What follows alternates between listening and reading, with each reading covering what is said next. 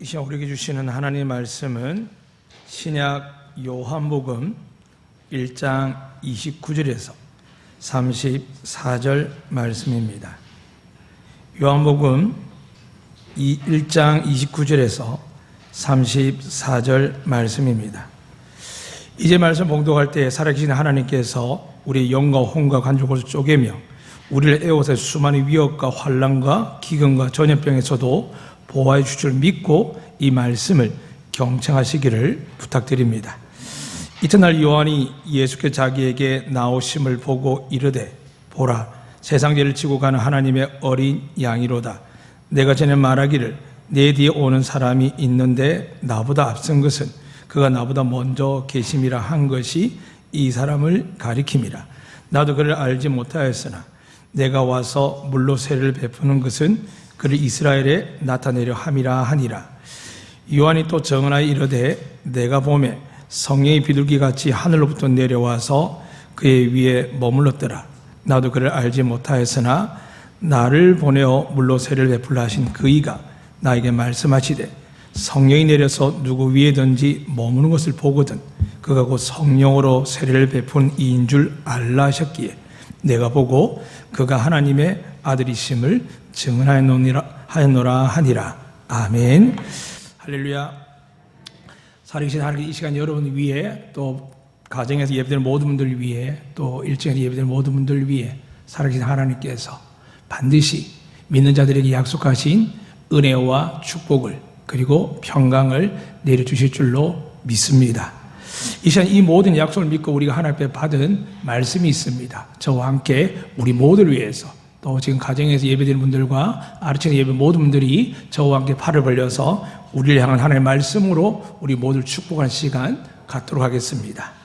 여호와는 우리에게 복을 주시고 우리를 지키시길 원하며 여호와는 그의 얼굴을 우리에게 비추사 은혜 베푸시길 원하며 여호와는 그 얼굴을 우리에게 향하여 드사 평강 주시길 원하노라 할지니라 하라. 믿으시면 아멘. 저희 집에 딸이 있는 걸 뭐 우리 교인들 다 아시는데 엊그제 제가 목이 말라서 이렇게 생수통을 탁 잡았는데 이게 물이 아닌 거예요. 이상하다 보고 열어보니까 소독 냄새 나는 거예요. 깜짝 놀라가지고 물었습니다. 왜 이게 소독이 담겨냐 하니까 자기가 밖에 다니면 오염될 수 있어서 그래서 통에다가 제 거 있는 그 소독약을 짜서 이게 담아놨더라고요.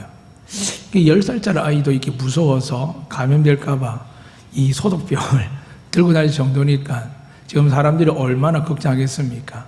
물론 제주도에 지금 30만이 넘는 숫자가 온다고 하는데 오시는 분들은 마음은 전 충분히 이해합니다. 그래서 우리가 할 수 있는 게 뭐겠습니까? 하나님께서 지키는 수밖에 없는 줄로 믿습니다. 여러분 가정에, 여러분 사업터에, 여러분 만나는 공간과 동선 안에서 수없이 많은 사람을 만나고 지나치게 될 겁니다. 그러나 그들은 모르지만 이게 여러분이 정말 믿으면 하나님께서 여러분을 눈동자처럼 지키시고 어떤 전염병도 여러분 앞에 해할 수 없도록 우리를 축복하시고 보호해 주실 줄로 믿으시기를 주의 이름으로 축복합니다. 그래서 저는 어릴 때 기억납니다. 가난할 때니까 큰 능력은 없지만 동네에 무속인한 데 가서 어쨌든 우리 어머니가 가난을 면해보려고 이게 부적을 가져오십니다. 제가 제주도 처음 와서 집집마다 가보면 문 안에 항상 뭐 이렇게 부적이 붙어 있죠. 돈을 많이 주면 영험하죠. 근데 돈을 적게 주면 그냥 마음 편안한 거죠. 제가 어릴 때 저희 아버님을 따라 경남 이남의 한강이나 꽤 큰 절에 가서 등을 단 적이 있습니다. 등들이 다 틀리지 않습니까? 가까이 갈수록 대웅전에 가까이 갈수록 큰 등이 있고 나머지는 잔잔한 등과 중간 등들이 많습니다. 제 기억에 그때도 우리 아버님은 큰 돈을 꺼내서 예전에 한 10만 원짜리 단 것 같아요. 근데 제가 궁금해 물었습니다. 아니 그러면 저기 제일 큰 등은 얼마입니까? 라고 물었더니 저희 아버님이 저건 1억 정도 한단다. 그때 집안채가 한 6천만 원, 7천만 원대였거든요. 그 어마어마하죠. 어쨌든 복을 받고 보호받고자 하는 그 심정이 가능한데 아마 그냥 하나님 몰라서 그렇죠. 근데 하나님을 믿는다고 예수 믿는다고 하면서도 우린 그런 범죄를 많이 저지릅니다. 언제 그게 가장 심했냐면 중세 때입니다. 그 면죄부라는 게 있었습니다. 죄를 안 짓고 살 수는 없고 하나님의 복은 받고 싶고, 근데 하나님의 복 받는 걸 떠나서 큰 복은 아닐지라도 마음이 두려움이 있습니다. 특히 요즘처럼 코로나19가 퍼질 때는 야, 이거 병에 걸리면 어떡하지 하는 생각이 많은데 예수님 믿는 게 찜찜한 사람은 어떻게 하겠습니까? 겉으로 예수님이 나를 보호한다고 고백하고 아멘 했지만 속에서는 어디 나가면은 불안하기 시작합니다. 그래서 그 당시 그 심리를 이용해가지고 캐톨릭에서 뭘 했냐면 면죄부를 팔았습니다. 그래서 이걸 사면 죄 용서함을 받고 천국 갈 수 있다. 세상의 부적이나 한때 교회에서 팔았던 이 면죄부가 그 공통점이 뭐겠습니까? 어쨌든 심판이나 형벌이나 전염병이나 두려움에서 보호받고 싶은 마음이 있습니다. 과연 그들이 믿었을까요? 물론 순수한 사람들이 믿었을 겁니다. 그러나 조금 알고 좀 지식이 있고 좀 삶이 있는 사람들은 잘 안 믿습니다. 그러나 안 하는 것보다 낫기에 마음에서 하는 거죠. 그런 일들이 성당 가면 고해 성사를 열어놓고 또 그런 고백을 합니다. 사랑하는 여러분, 저는 지금 이곳에 누가 계시냐면 삼위일체 하나님이 함께 계신 줄로 믿습니다. 성경에 보니까 예수님께서 보좌 우편에 계시고 보좌에 하나님이 계시고 또 이곳에 성령 하나님께서 영으로 교통하사 우리가 하늘에 보좌에 있는 그분들과 아버지와 예수님과 함께 이 시간 우리는 이곳에서 초월하는 예배를 드리고 있는 줄로 믿으시길 바랍니다. 그래서 하나님 우리에게 말씀합니다. 믿음이 없이는 하나님을 기쁘시게 못하고 더 나아가서 하나님이 살아계심을 믿고 하나님께 나아가는 자는 반드시 상주이심을 믿어야 할지니라 라고 말씀합니다. 믿으시면 아멘. 이 시간 우리가 아니라 약속의 말씀 믿고 여러분에게 하나님의 은혜로 보호하시고 지키시고 또 반드시 이 때가 지나가면 하나님 큰 복을, 은혜를, 평강을 주실 줄로 믿습니다. 오늘 본문에 등장하는 세례 요한과 예수의 만남이 있습니다. 여러분 아시는 겠지만 세례 요한하고 예수님은 사촌지간입니다. 물론 부모님 나이는 엄청 차이 나고요. 예수님 어머니 마리아는 그 세례 요한의 그 어머니 나이 차는 거의 큰엄마 혹은 할머니 정도 됩니다. 왜냐하면 누가복음 1장에 보면 마리아의 그 당시 나이는 한 16, 17세 그리고 이 세례 요한의 어머니 나이는 엘리사벳은 이제 경수가 끊어져서 아기를 놓지 못한다라고 더 이상 가능성이 없다고 되어 있습니다. 그런데 놀라운 것은 세례 요한의 아버지가 샤갈한데 천사가 뭐라고 이야기했냐면 너의 강구를 들으사라고 이야기합니다. 믿으시면 아멘. 이 샤가라는 분명히 자기 아내가 아기를 못 낳는다는 걸, 못 가지는 걸 압니다. 그런데 나이가 이제 60, 70 다 돼 가는데 못 낳는 줄 뻔히 아는데도 기도를 멈추지 않고 기도를 했습니다. 하나님 천사를 보내서 뭐라고 얘기했냐면 너의 강구를 들었다는 겁니다. 혹 우리 가운데 믿음 생활하다 보면 왜 이렇게 더딜까 어릴까 잊지 마세요. 기도가 늦게 응답될수록 놀라운 은혜와 축복이 날 줄 믿습니다. 아이를 가진 것도 놀라운 기적이지만 하나님이 이 샤갈에게 뭐라고 하겠냐면 내게 아이가 태어나는데 너도 기쁘고 즐겁겠지만 많은 사람 기뻐하고 또 그는 주 앞에서 큰 자라. 그리고 예수님도 이렇게 말씀하십니다. 마태복음 11장 11절에 세상에서 여자가 낳은 아이 중에 세례 요한보다 큰 자가 없다. 할렐루야. 그러니까 여러분이 힘들고 어렵고 고통스럽지라도 기도가 당장 응답되지 않을지라도 기도 포기하지 마세요. 하나님 듣고 계시고 가장 좋은 것으로 비교할 수 없는 좋은 것으로 하나님의 영광과 존귀를 더하는 은혜와 복으로 응답해 주실 줄로 믿습니다. 이제 이 세례 요한이 그렇게 태어났습니다. 그런데 태어난 인생이고 정말 제사장 가문에서 아버지 샤가라는 아비야 반열에서 레위인이고 어머니는 아론의 후손으로서 정말 명문 가문의 레위인으로서 제사장 가문이 되었습니다. 한 가지 혐의라면은 아이를 못 갖지만 성경에 보니까 하나님을 경외하고 이 사람과 율법을 지키는데 부족함이 없다는 거의 완벽한 사람들입니다. 그런데 이들에게 대한 이 세례 요한은 그 완전한 영적, 종교적, 가문적 엘리트임에도 불구하고 왜 태어났냐면 성경에서 보면은 이렇게 기록되어 있습니다. 그를 하나님 앞에서 어떻게 하시냐면은 누가복음 1장 17절입니다. 주를 위하여 세운 백성을 준비하게 하리라 하셨습니다. 그러니까 세례 요한의 탄생의 목적은, 태어나면 출생의 목적은 뭐냐 하면 예수님의 앞날에 예수님과 동역할 수 있는 예수님의 사람을 준비시키기 위해서 그의 인생은 시작되었습니다. 사랑하는 여러분, 성경에 보면 부모님들이 가끔 아이를 낳지 못할 때 기도합니다. 서원을 하죠. 그런데 서원하는 사람들 중에 응답받지 못한 사람보다 응답받은 사람이 훨씬 많습니다. 그런데 그 응답의 조건이 뭐냐 하면 있을 수 없는 일이지만 만약에 하나님이 허락하시면 내가 하나님의 영광을 위해서 드리겠습니다. 그리고 하나님의 영광을 위해서 쓰임받게 하겠습니다 할 때 하나님이 제가 어릴 때도 제가 커서도 제가 목회하면서도 응답받는 분들을 보게 됩니다. 사랑하는 여러분, 여러분과 제가 하나님께 택함 받은 줄 믿으시면 아멘. 세상 하나님께서는 청함을 많이 했는데 택함 받은 적습니다.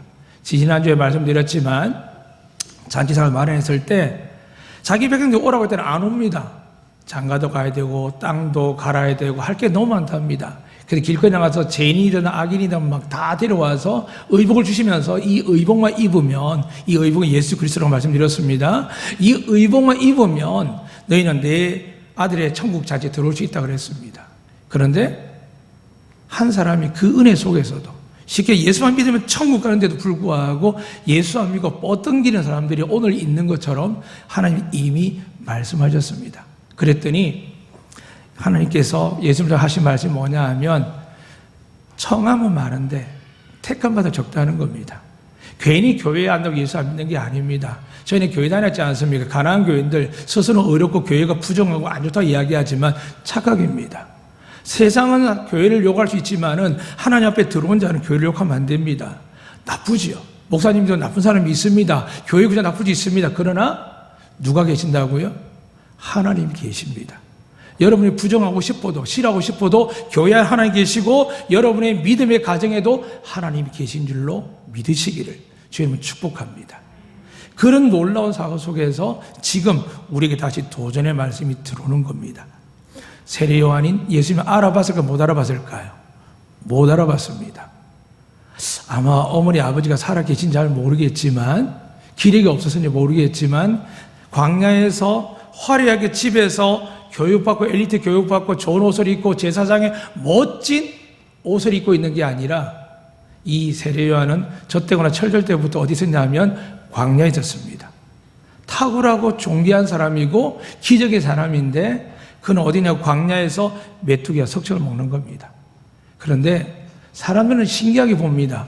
소문을 듣고 보면 천사가 정말 아이를 갖게 하는 아이인데 왜 저렇게 살까? 이유를 모르는데 자꾸 그의 입술에서 뭐가 나오냐면 회개하라 천국이 가까웠느니라고 2000년 전에 이야기합니다. 사랑하는 여러분, 주님보다 더 귀하게 여긴 게 있다면 회개하시기를 주님을 축복합니다. 그게 남편이든 아내든 자식이든 부모든 여러분 직장이든 여러분 노후든 하나님보다 더 걱정하고 염려하고 생각할 때 주님을 아무리 갖다 붙여도 마음의 평안이 없으면 그는 여러분의 짐이 되고 우상이 됩니다. 다르게 이야기하면 하나님을 믿지 못하는 자세이기도 합니다.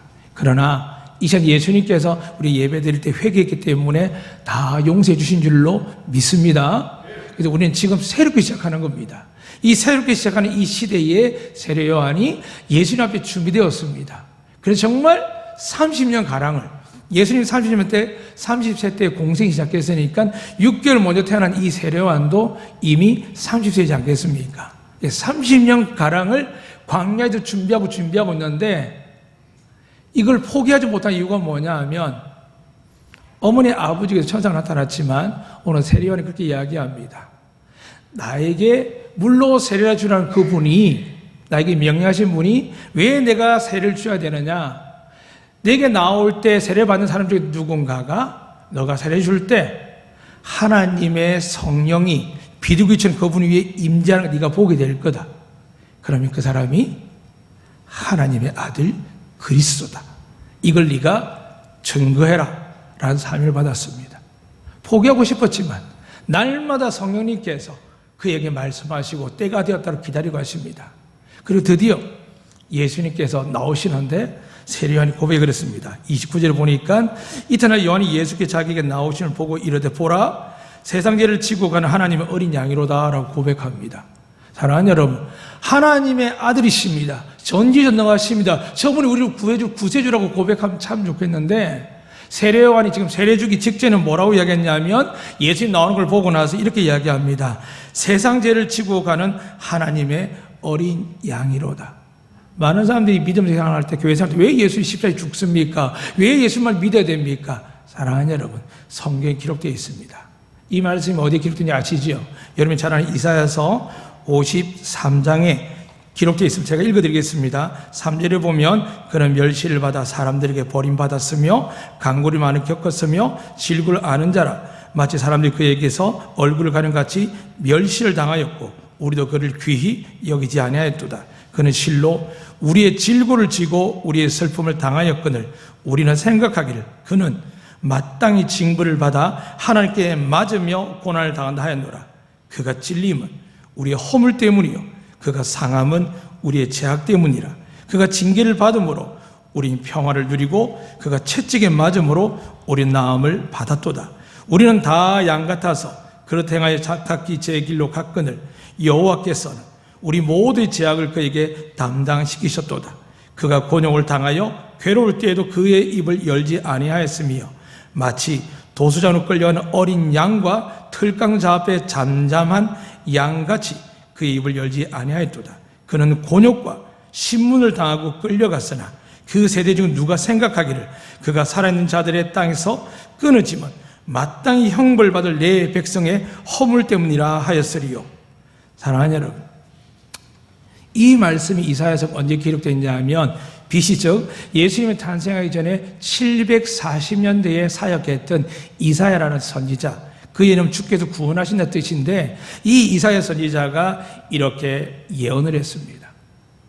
이거 어떻게 보면 예수님께서 30에 보면 이 선포될 때 보면은 거의 800년 동안에 이 말씀이 다시 세례요한의 입에서 고백되는데 이 말씀이 800년 전에 이미 예언된 겁니다. 이 세상의 종교와 신들은 다 만들어졌다고 사람들은 생각합니다. 또 어떤 타고난 신들은 스스로 신이 되기도 하지만 사람들이 그렇게 합니다. 너도 노력하며 너도 득도하며 신이 된다고요. 그러나 그럴 수는 없습니다. 만드신 분이 그렇게 말씀하지 않습니다. 오늘 하나님께서 우리에게 향하여 말씀한 게 뭐냐 하면 내가 너희를 창조하였고 사랑하였고 너희들 위해서 은혜와 복을 내리겠지만 너희가 죄 가운데 엎드려져 있어서 너희 죄가 사라지지 않는 이상은 내가 너를 도울 수 없다는 겁니다. 사랑하는 여러분 저를 왜 도움을 받고 은혜를 받느냐? 여러분 제가 지금 예수님께서 우리의 허물 때문에 못에 박히셨고 우리의 죄악 때문에 채찍에 맞으시고 창에 찔려 돌아가셔서 그분이 우리의 속죄물이 되셔서 우리 죄를 사해 주셨기 때문에 우리가 지금도 하나님을 신이라 부르지 않고 아버지라 부르고 예수님은 나의 구세주라 부르는 복의 사람이 된 줄로 믿으시기를 주의 이름으로 축복합니다. 이 은혜를 사람들이 믿을 수 있느냐? 어렵습니다. 이건 은혜가 아니면 어렵습니다. 그래서 오늘 세례요한이 2번 이렇게 이야기합니다. 제가 세례요한이 어떤 이야기인지 잠시 말씀드리면 그는 이렇게 이야기를 합니다.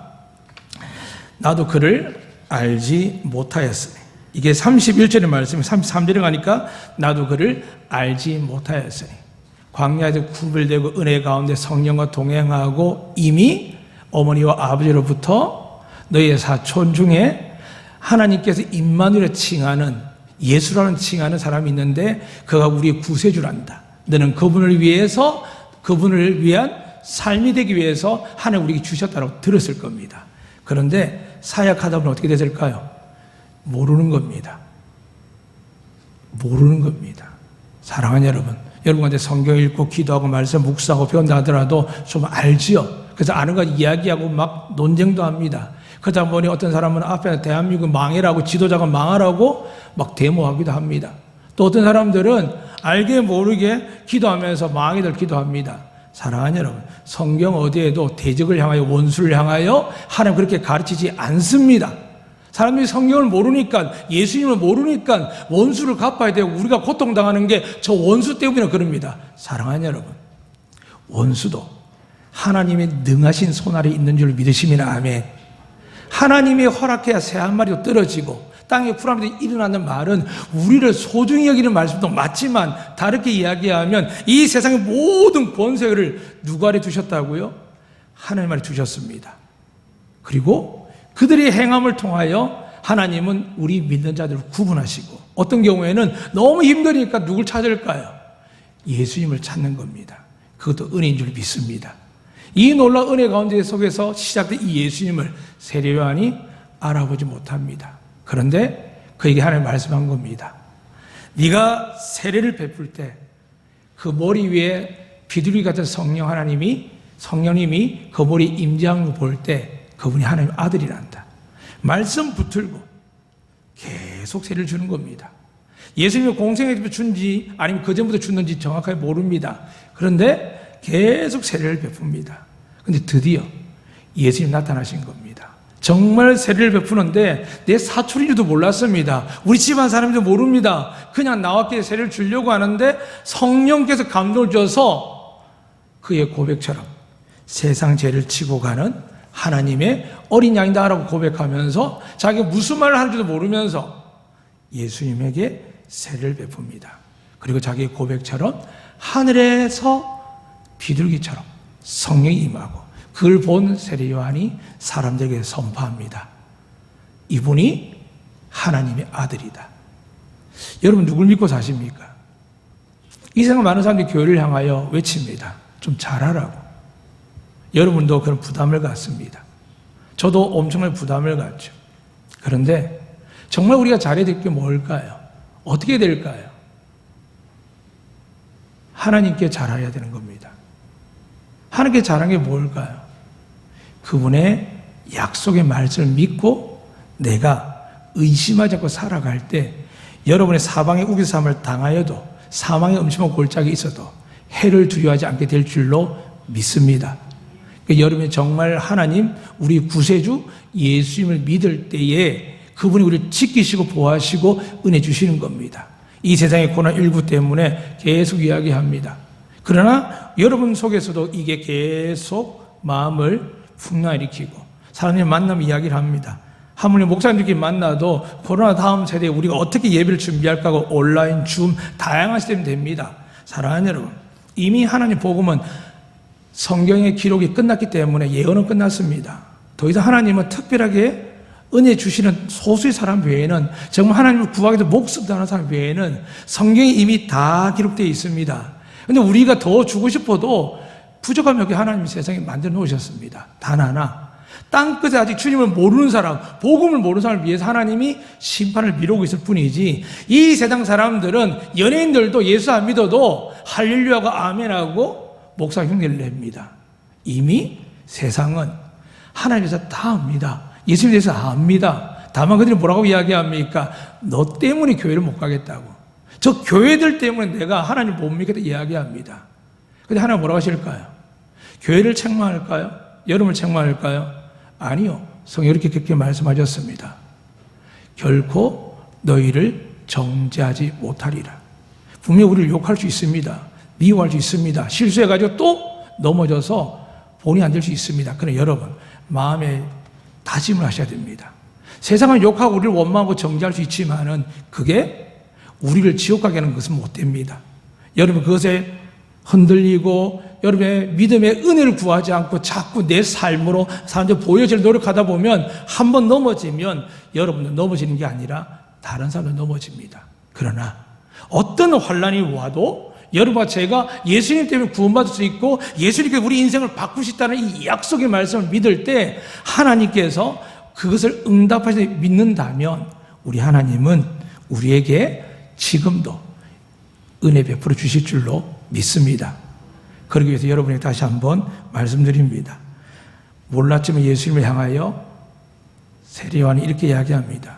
세상 죄를 지고 가는 하나님의 어린 양이라고요. 그 하나님의 핵심이 뭘까요?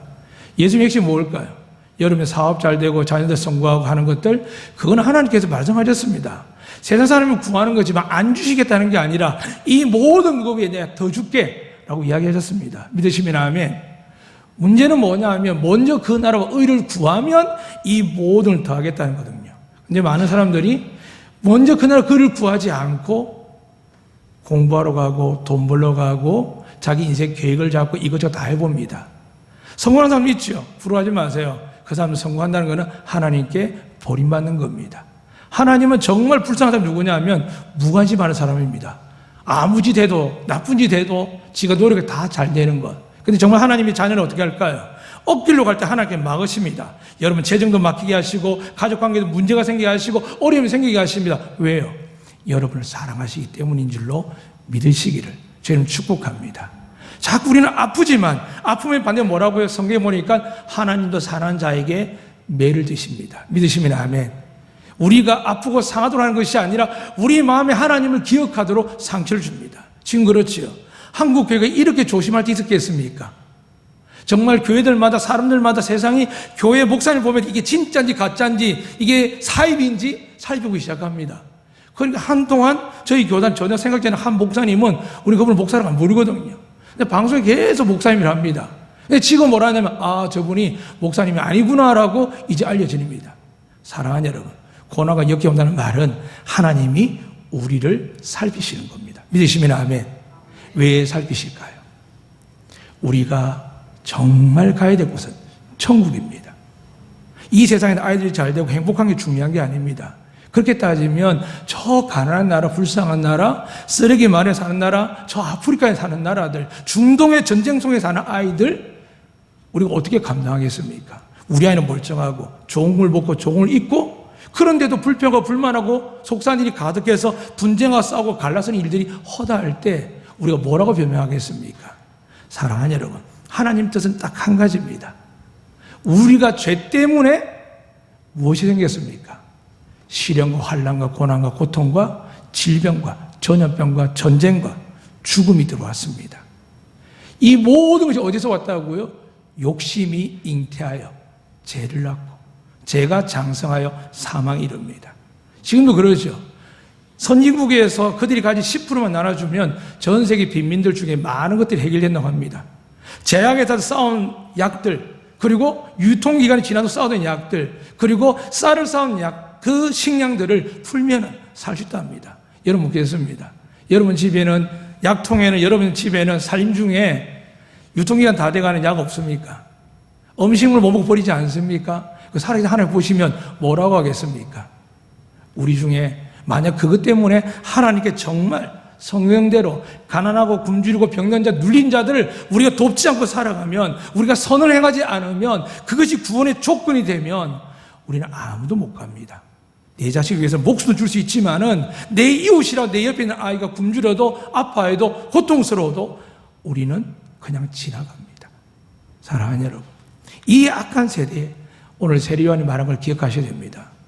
예수님 오신 것은 우리가 죄 때문에 우리가 고통과 환난과 질병과 이 수많은 악 속에서 우리가 두려워하고 죽음 앞에 두려워할 때 하나님 우리를 구원하시기 위해서 가장 근본적인 문제가 뭐냐면 죄 때문인데, 왜 죄 때문이냐 하면 죄 때문에 우리에게 이런 고통이 왔지만은 이 죄가 있으면 하나님 여러분을 구원할 수 있을까요? 없을까요? 구원 못합니다. 그래서 어떻게 하시라고요? 우리를 구원할 수 있도록 우리 죄를 담당할 누가 필요합니다. 그래서 하나님께서 직접 법을 만드셨죠. 온 인류에도 법을 만드셨습니다. 근데 이 법을 만드신 분이 이 법을 없애려면 어떻게 됩니까? 이 법을 가진 사람이 죽어야 됩니다. 여러분 아시는 것처럼 우리가 부모님들이나 우리 어른들 중에 유언을 받은 분 계십니다. 살아있을 때 유언은 소용이 없습니다. 언제든지 뜯어 고칠 수 있습니다. 근데 하나님이 이 성경에다가 말씀을 기록하고 딱 닫으셨습니다. 그리고 하신 말씀이 이 성경 전체가 뭐라고 이야기했냐면 예수 그리스도를 믿지 아니하는 자들은 지옥 가고 예수 믿는 자는 천국 가고 더 나아가서 예수 이름을 믿고 무엇이든 구하면 하나님 아버지께서 무엇을 먹을까 입을까 마실까 모든 것을 다 하신다라고 약속하셨습니다. 믿으십니까? 이 믿음을 회복하지 않으면 또 다음에 코로나19가 아니라 코로나20도 나오고 메르스2도 나오고 여러분 신종플루 나오고 계속 질병 나옵니다. 그게 질병학자들의 고백입니다. 그런데 우리 아이들이 제가 어릴 때만 해도 땅에서 주워 먹었습니다. 얼마 전에 우리 아이들 가다가 제가 일부러 사탕 때는 애들이 안 먹으라고 제가 그랬습니다. 아빠한테는 이거 불고 먹었단 다음에 제가 입에 착 넣었습니다. 애들이 깜짝 놀라죠. 제가 벌써 일주일이 지났는데 병이 났을까 안 났을까요? 여전히 안 납니다. 어릴 때도 심했습니다. 손에 터서 피가 나고 해도 세균이 다 들어갔는데도 불구하고 안티프라민 하나 바르면 어떻게 됩니까? 이게 곱게 돌아왔던 시절이 있습니다. 사랑하는 여러분, 정말 여러분에게 보호하시고 은혜 주시는 분이 하나님인 줄 믿습니까? 그럼 여러분, 그 하나님이 우리에게 뭘 원해서 예수님이 이 땅에 보내셨고 왜 예수 믿으라고 했을까요? 성경 보면 이렇게 말씀합니다. 예수님을 믿고 무엇이든 구하면 되어 있지 않고 예수의 이름을 믿고 무엇이든 구하면 하늘 아버지께 너에게서 응답하시라 하셨습니다. 그럼 예수님 이름이 무엇입니까? 자기 백성의 죄를 저희 죄에서 구원할 자입니다. 여러분 정말 잘되고 형통하고 잘된 이유는 뭐라고요? 날마다 예수님을 선포하셔야 됩니다. 좀 착하게 살고 열심히 살고 정직하게 살고 교회 봉사하는 것, 그건 다 나중에 문제입니다. 하나님의 은혜 주시면 다 할 수 있습니다. 그건 하다가 넘어지기도 합니다. 실족하기도 하고 남들과 싸우고 떠나기도 합니다. 그런데 여러분, 제가 날마다 예수님이 아니면 용서받을 수 없는 죄인이라 믿고 그분의 이름으로 제사함을 받고 그분의 능력으로 아버지 구하면 죄는 사하여 주시고 은혜와 복은 넘치게 주실 줄로 믿습니다. 이제 여러분, 제가 부를 이름은 바로 하나님의 사랑으로 우리의 죄를 지고 죽으신 예수님이십니다. 그러면 다음에 예수님께 뭐라고 하셨습니까? 하나님 보호자 우편에 계신데 내가 다시 오리라 하셨습니다. 오신 예수님은 우리 죄를 위해서 십자가에 죽으신 예수님과 부활하신 이후에 하나님께 성천하셔서 하나님 아버지 가셨습니다. 근데 그분이 가시기 전에 내가 다시 오겠다 합니다. 그분이 오시면서 하신 말씀 그랬습니다. 내가 올 때 무엇을 보겠느냐? 바벨탑 같은 성을 보겠습니까? 우리 교세를 보겠습니까? 여러분 헌금액수를 보겠습니까? 여러분 헌신을 보겠습니까? 다 중요하지만 제가 말씀드렸을 그는 은혜 받으면 여러분이 하기 싫어도 하게 만드십니다. 그런데 그것이 목적으로 살아가게 되면 그것이 자랑이 되고 내가 보여줄 거라고 이야기하면 하나님께서 우리에게 물을 때 이렇게 하셨습니다.